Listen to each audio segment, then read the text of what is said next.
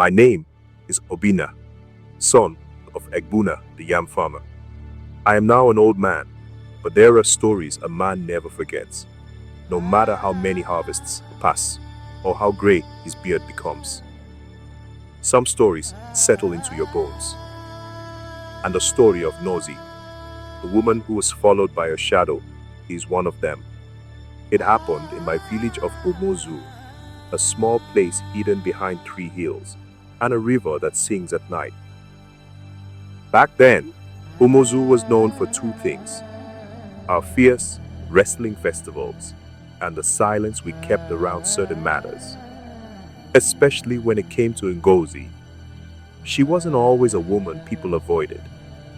In her younger years, she was the kind of person who made others smile without trying. Tall, straight-backed, with eyes that could hold you still. She had a gift for telling stories at moonlight gatherings, and she always brought the tastiest pepper soup to weddings and naming ceremonies. But she never married. Year after year passed, and Ngozi remained alone in her father's compound even after his death. People asked questions, but never out loud. In our village, it's bad luck to talk too much about someone who lives quietly and causes no harm. So, we let her be. But everything changed one Harmattan season. It started with Neka, the palm wine seller's daughter. She came running from the bush path one evening, trembling like a leaf in a storm.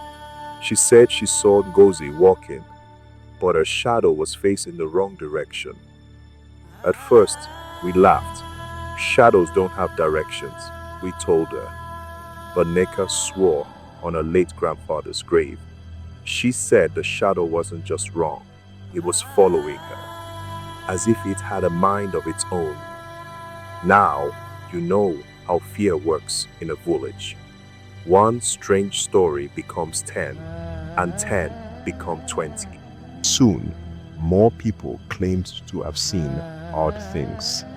A child said he saw Ngozi talking to herself near the shrine, but only her lips were moving. The other voice was coming from behind her. An old man swore that her shadow stepped into his path at the stream and refused to move until he said a prayer. I didn't believe any of it at first, but then I saw it with my own eyes. One evening, I was returning from my cousin's farm. The sun was low, casting long shadows on the earth. I heard footsteps behind me, light, measured. I turned and saw Ngozi walking alone. Except she wasn't. There was her shadow, yes. But behind her, a second one followed. It was smaller, childlike, and it didn't move like a shadow should. It lagged behind, then ran forward, then stopped. It had arms that moved separately from hers. I watched her stop and kneel to adjust her wrapper. And the smaller shadow stood upright, still watching her. I felt my stomach turn. I wanted to call out, but something heavy sat on my tongue. I just stood there, heart pounding, until she passed me and disappeared down the road.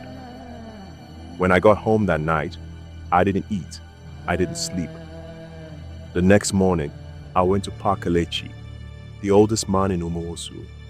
He listened quietly as I told him what I saw, nodding slowly, his fingers moving across his prayer beads. Some things, he said, are not meant to stay hidden forever. Ngozi is carrying something unfinished. I asked him what he meant, but he only shook his head and said, go to her, talk to her. She may not have many more days of peace.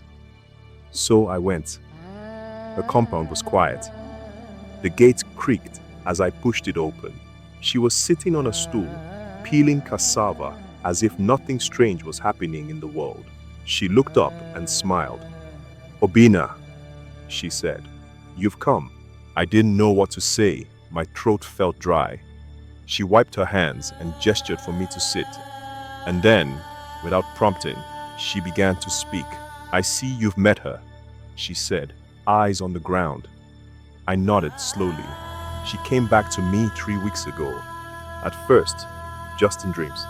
Then, she followed me home. I dared to ask, "Who is she?" Ngozi took a long breath. Her name was Amaka, my daughter. My heart stopped. I gave birth to her in secret many years ago, she said. I was young, unmarried, afraid. Her father denied her, and I left her at the river shrine. I thought the gods would understand. I thought they would take her, make her something more, but they didn't. She died. Silence filled the space between us like smoke. I've carried her ever since, in silence, in shame. But now, it seems, she has returned. Not to punish, not to haunt, but to be acknowledged. We sat there, two people wrapped in a quiet too deep to measure. That week, Ngozi stopped hiding. She went to the elders and confessed. She offered yams and goats to the shrine. The priestess of Ani conducted rites for the child who was forgotten. People came, some wept, some looked away, but all stood in silence as Ngozi knelt before the sacred fire and called her daughter's name out loud for the first time. Amika. After that, the shadow stopped following her. I saw her weeks later, walking to the market.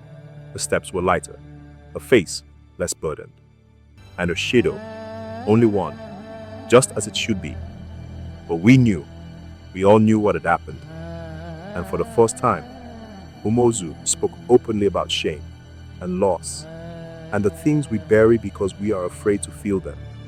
Ngozi became something else to us, not a woman to avoid, but one to learn from. Even now, when the moon is full and shadows grow long, mothers tell their daughters the story of the woman who was followed by a shadow, and they speak her name with something close to reverence. Ngozi.